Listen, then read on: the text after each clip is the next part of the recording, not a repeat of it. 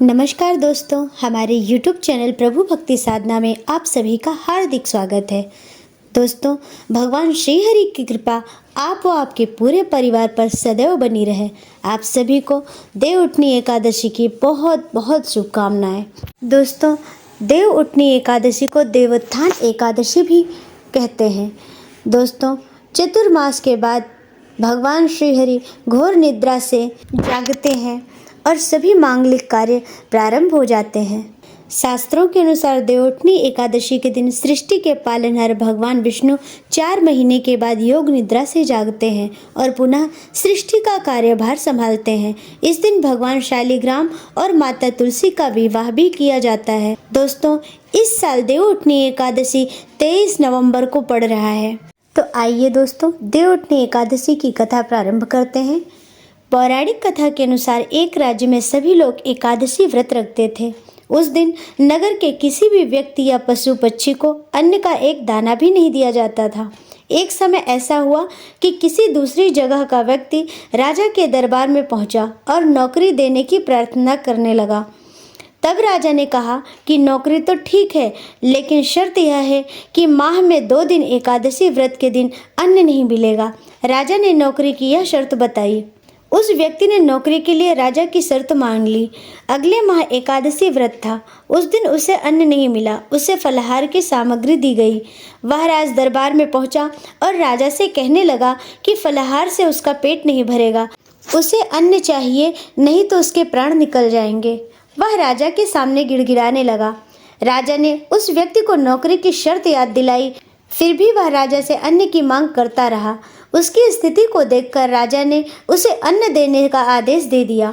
उसे आटा, चावल और दाल मिल गया। वह नदी के तट पर पहुंचा और सबसे पहले स्नान किया, फिर भोजन तैयार करने लगा। जब खाना बन गया तो उसने भगवान से प्रार्थना करी कि भोजन तैयार है, आप भोजन ग्रहण करें। उसकी प्रार्थना सुनकर भगवान विष्णु अपने चतुर्भुज रूप में पीले वस्त्र धारण किए हुए प्रकट हुए। उसने प्रभु के लिए भोजन परोसा। भगवान विष्णु अपने उस भक्त के साथ भोजन करने लगे। भोजन के बाद भगवान अपने लोक वापस हो गए और वह व्यक्ति अपने काम पर चला गया। जब अगली एकादशी आई तो उसने राजा से कहा कि उसे 2 गुना अन्न दिया जाए। पहली एकादशी को वह भूखा ही रहा, क्योंकि उस दिन साथ में भगवान ने भी भोजन किया। उतने अन्न में दोनों भोजन ठीक से नहीं कर पाते हैं। उसकी बात सुनकर राजा अचरज में पड़ गया। राजा ने कहा कि तुम्हारी बात पर विश्वास नहीं है कि तुम्हारे साथ भगवान भोजन करते हैं।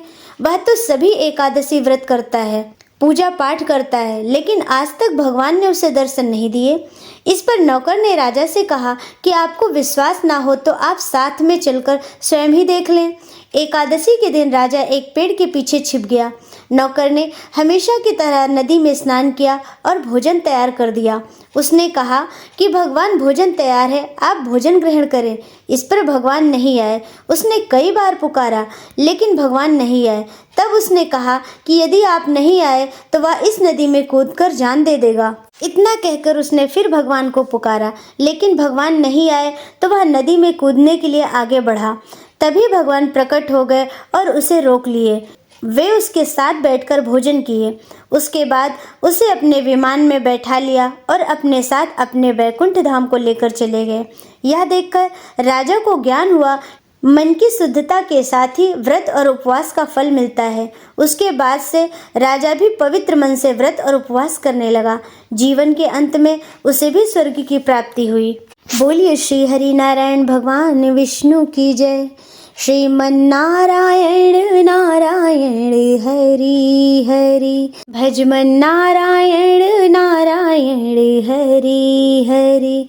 श्रीमन नारायण नारायण हरि हरि, हरि हरि, भजमन नारायण नारायण हरि हरि। शान्ताकारं भुजगशयनं पद्मनाभं सुरेशं, विश्वाधारं गगनसदृशं मेघवर्णं शुभांगं, लक्ष्मीकान्तं कमलनयनं योगिर्भिध्यानगम्यं, वन्दे विष्णुं भवभयहरं सर्वलोकैकनाथम्। ॐ नमो भगवते वासुदेवाय नमः।